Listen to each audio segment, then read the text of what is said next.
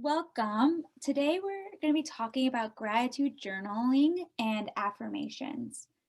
Um, so these are both kind of ways to kind of be kind of more positive and in a sense of for yourself. Um, so for gratitude journaling, a lot of it tends to happen when you go at night before you go to sleep. You could do it other times during the day, but you kind of to start off, you really kind of take a moment and think about your day and try to find some things that you are grateful for. Um, as so for the beginning, you really kind of want to maybe think about 5 things you were grateful for that happened in the day. And just you can even just list them out. There's not you don't have to do anything fancy. But as you keep doing it, you can start writing maybe more of sentences. You can add in different things that help you with the positive things that you are grateful for in the journal. And really, in this journal, though, you really focus on being grateful for some things in your life that's happening. I Some of you may be journaling just to journal outside and kind of vent and do other things, but this journal is kind of like a special journal to really just focus in on the positive stuff that happened during the day and what makes you grateful. Um, and as you keep doing that, you kind of then find more and more things that you're grateful for. And it's easier when you deal with the overwhelming feelings to be like, oh, I am grateful for this. That did happen today. You can read it and kind of think about it. As well as affirmations, really are like different like mantras that you may have for yourself, like I can do this, or like never give up. Things like that is really what affirmations are for. In this picture, it kind of gives you an affirmation jar. So what happens is on this slip of paper, you write down what you think, like a mantra, or like anything that you feel like self-loving compassion for yourself. Be like, I'm worthy of love, or things of I am capable of doing this, and whatever this may be, kind of write it out. And really, it's just, and whenever you're feeling stuck, really, this is when you kind of pull things out of the jar, or in other outlets, you may be writing them and keeping them safe, and you just pull one out and you read it, and it kind of helps you feel good. Now, with this, also, it's really for yourself. So when it comes to things that you're doing for the affirmations, kind of focus on what is important to you. What is helpful for you? Um for like self-love, be like, I am good enough. If that's something that you feel is very important to you, that's what you can write down. But if you write down things that you feel like aren't helpful for you, then it really doesn't work. So you really focus it in on what is helpful for you. And same with the gratitude journal. Really focus in on what will make you feel good. And then the next slide, we kind of go a little bit more in depth of different ideas of how you can accomplish this.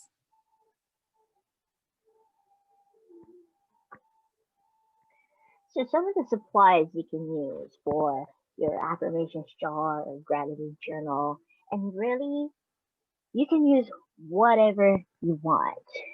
You can use a notebook, you can even use a planner, scratch paper, maybe a pattern paper, stationery, even post-it notes.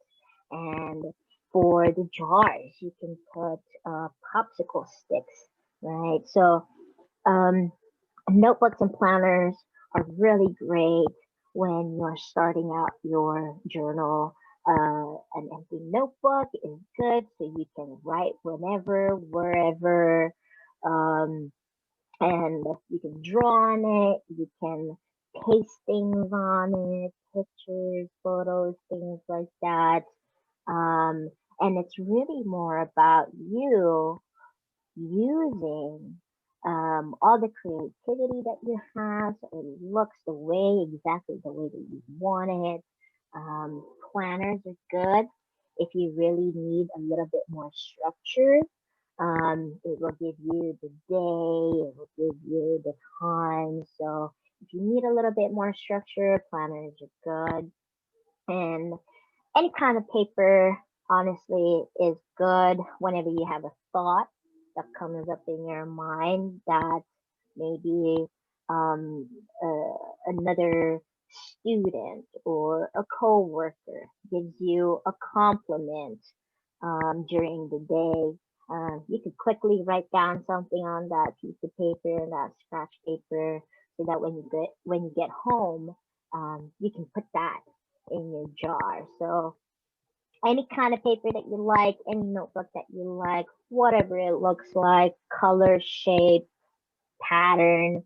Um, this is completely up to you, however you want to express yourself. Colored pens, colored pencils, colored markers. These are all the things that is specifically up to you, right? If you want to use completely black, that's fine. If you only want to use blue, that's fine.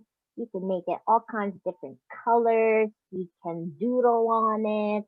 You can just do like abstract coloring into it. Whatever fits your mood, whatever drawing or image that comes up to your mind, you can use all of that. You can even color code some of the thoughts that you have. You can color code that red is for, something that um, kind of reminds you of your strengths, right? Or maybe a blue one is something that you use to help you kind of like calm yourself down or ground yourself, right? So, you can use any colored pens, any color pencils, markers, whatever you like. And for a little bit more on the creative side, if you do want to use stickers, cut out some photos, or even go through some magazines, maybe um, uh, bits and pieces of cloth, or maybe decorative tape. Um, like I said, you can use whatever you like to make it really personalized for yourself. Um, and if you are using affirmation jar, you can use any kind of jar, any size, any shape, maybe even an empty water bottle, right? Um, and you can use even a box.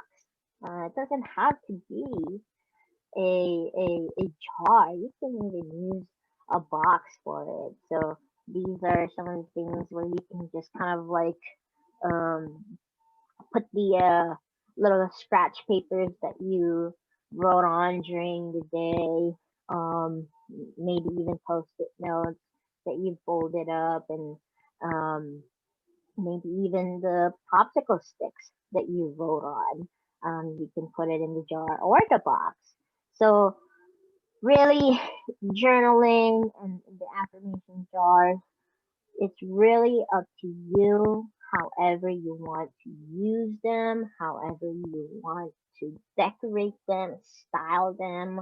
If you want to just kind of like write, that's fine. If you want to decorate, then, go ahead and decorate. It's really completely up to you.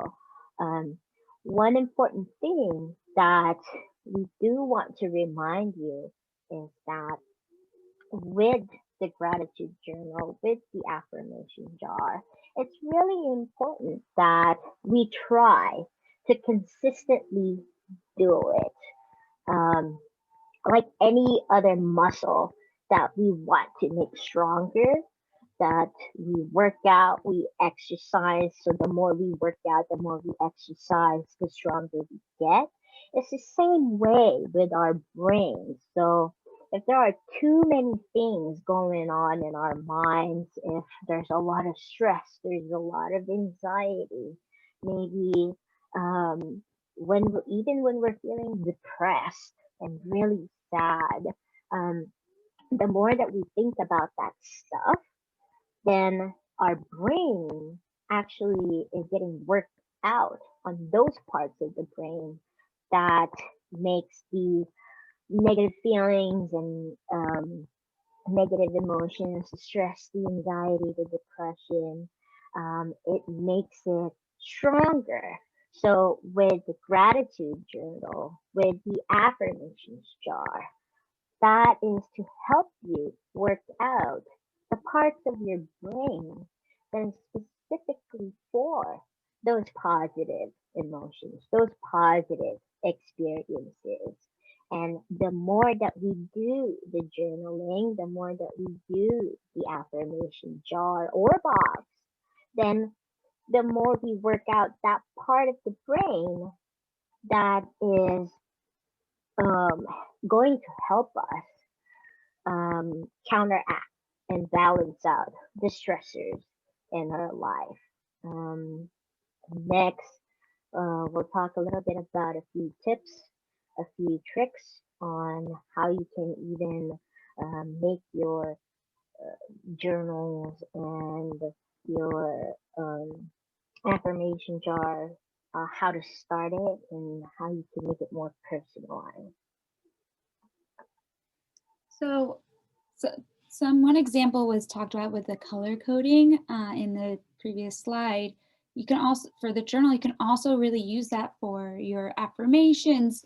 In this picture, there is a jar with popsicle sticks, and each color represents a thing. So a quote, reminders, things to help you relax. So when it comes to affirmations, you can also do that based on what affirmation you're doing. If you can make them into categories and whatever you're gonna kind of like feel like you're in the mood for, what type of affirmation, you can then easily pick it up.